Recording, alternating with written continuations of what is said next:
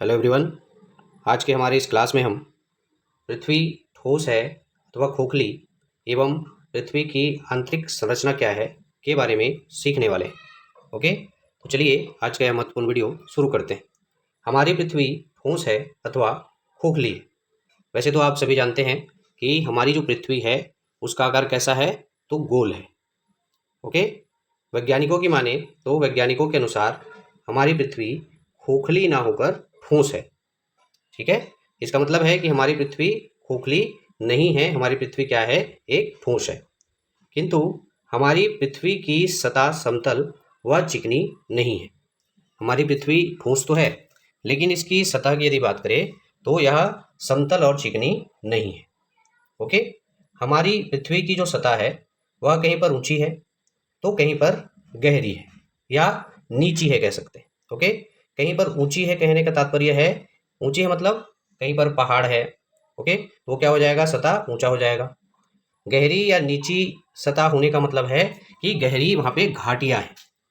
Okay, तो इस तरीके से हमारी पृथ्वी की सतह जो है वह कहीं पर ऊंची है या पहाड़ी वाला क्षेत्र है, और कहीं पर नीची है जो कि कोई गहरी घाटी वाला क्षेत्र है। ओके, ये तो था पृथ्वी ठोस है या खोखली और उसके सतह के बारे में कुछ महत्वपूर्ण जानकारी। अब हम देखेंगे पृथ्वी की आंतरिक संरचना क्या होती है।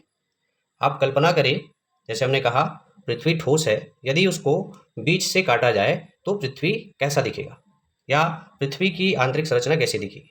ठीक है, तो उसी कल्पना के आधार पर पृथ्वी की आंतरिक संरचना का यह तथ्य आया है। ठीक है, पृथ्वी की आंतरिक संरचना को हम प्रमुख रूप से 3 परतों में बांट सकते हैं, या ये कहे कि 3 परतों में बांटा गया है।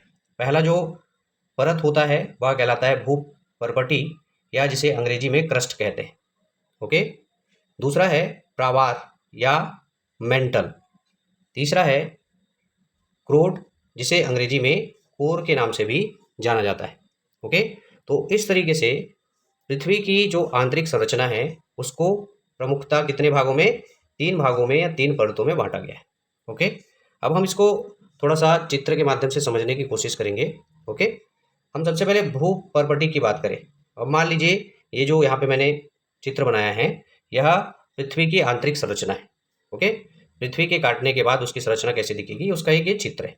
ओके, तो भूपर्पटी या क्रस्ट वाला भाग कौन सा होगा, तो भूपर्पटी पृथ्वी का सबसे ऊपरी भाग होता है, ये वाला भाग। ओके, ये वाला जो भाग है ये क्या कहलाएगा आपका, ये भूपर्पटी या क्रस्ट कहलाएगा।